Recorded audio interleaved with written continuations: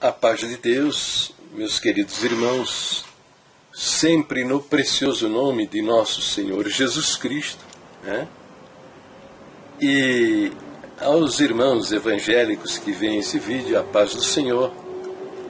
E encontramos aqui um comentário do nosso querido irmão Basimar Gomes, no vídeo parte 13. Basimar, você só tem um discurso, mas de fato você não crê. Então ele deixou lá o seguinte comentário. Cremos na inteira Bíblia, diz nosso primeiro ponto de doutrina, e é nela que me apoio para fazer as minhas afirmações. Ó, parabéns, hein? Parabéns. Você está dizendo que você crê na inteira Bíblia, né?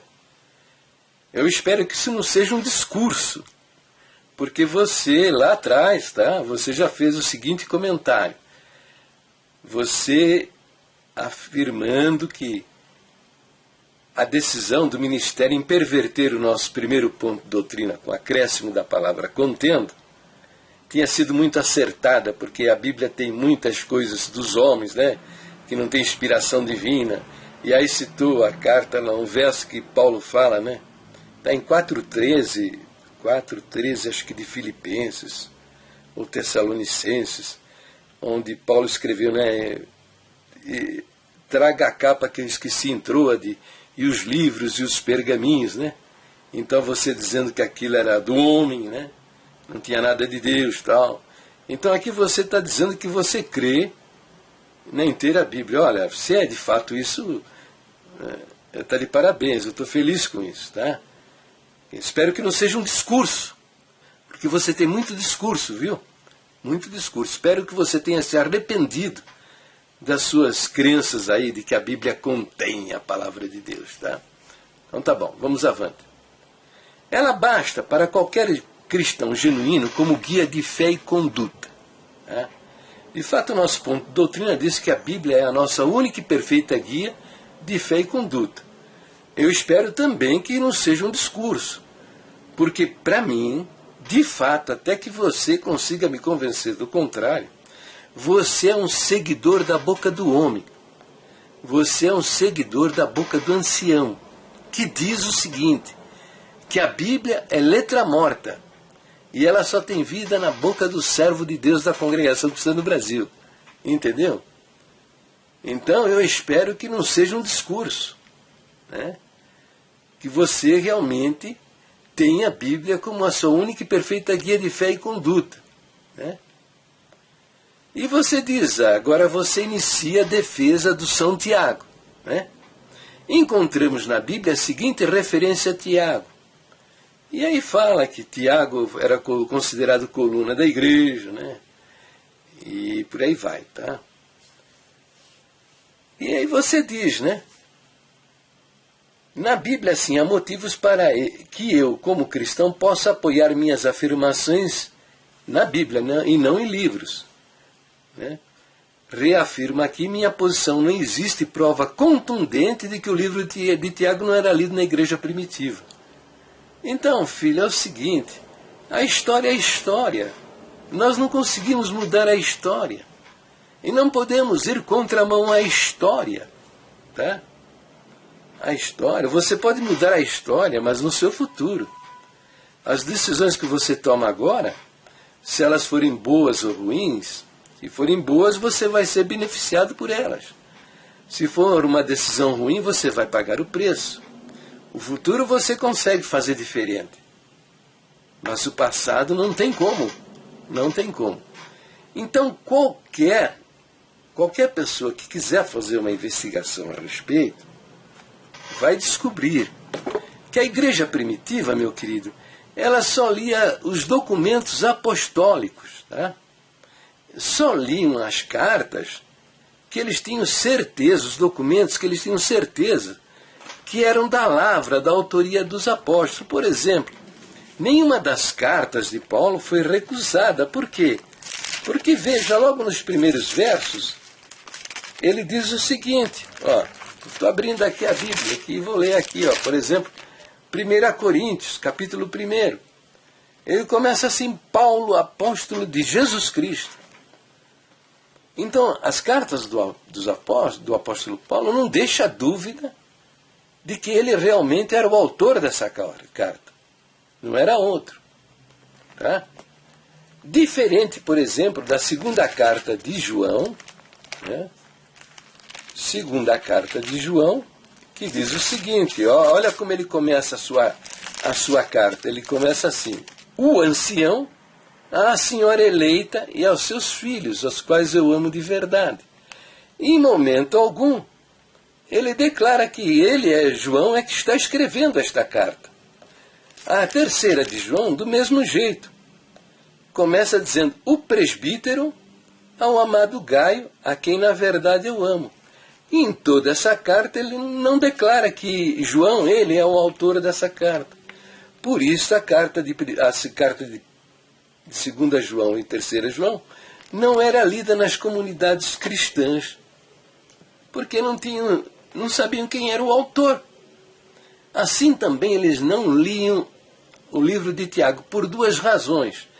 Tiago não era apóstolo, não foi apóstolo, né? Não foi apóstolo, e você lê lá no livro de Atos, né? Ele foi rejeitado. Para substituir Judas, o traidor, foi escolhido e Matias. E não escolheram Tiago. Por que não escolheram Tiago? Porque ele não tinha qualificação para ser um apóstolo. Estou desqualificando Tiago? Não, estou falando a verdade. Porque se ele tivesse qualificação para ser apóstolo, o Espírito Santo teria apontado ele. Mas ele não tinha. Entendeu? Não tinha qualificação para ser um apóstolo. Então eles só liam os documentos apostólicos. E também liam o Evangelho de Marcos e o Evangelho de Lucas e o livro de Atos, porque eles tinham certeza que esses documentos foram escritos debaixo da supervisão dos apóstolos. Marcos escreveu debaixo da orientação do apóstolo Pedro e Lucas escreveu debaixo da orientação do apóstolo Paulo. Tiago não era lido, né, porque ele não é apóstolo. Também ninguém tem certeza a respeito do autor Quem é o autor desse livro aí? Se é mesmo Tiago, irmão do Senhor, que foi bispo em Jerusalém. Não tem como provar isso. Entendeu? E a história, escuta bem, falar bem na sua orelha aí.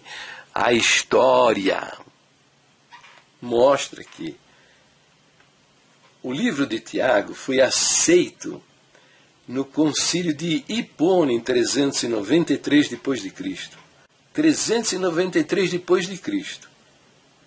E ainda assim mesmo não foi aceito em todos os lugares. Fizeram então um novo concílio, o concílio de Cartago, em 397, onde foi lido a súmula lá o resultante do concílio de Hipona. Entendeu? Eu vou usar outra palavra que é mais usada nos nossos dias. A ata da reunião, lá do concílio de Hipona, foi lida no concílio de Cartago e reafirmado que o livro de Tiago deveria ser aceito. Isso quando? Quando? No momento em que o catolicismo, o cristianismo primitivo já havia perdido aquela pureza inicial dos primeiros séculos. Entendeu?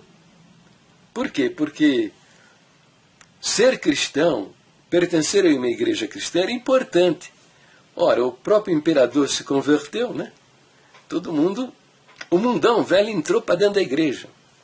E começaram a aparecer, queimar vela de parafina, né?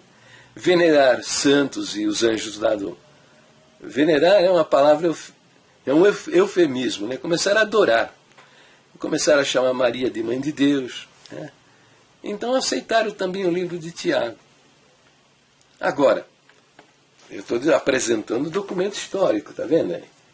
História eclesiástica de Eusébio de Cesareia. Viveu do ano de 263 depois de Cristo até 340. Tá? E ele viu a perseguição do Império Romano. E ele relata aqui no livro. aos cristãos lá do primeiro século. Tal.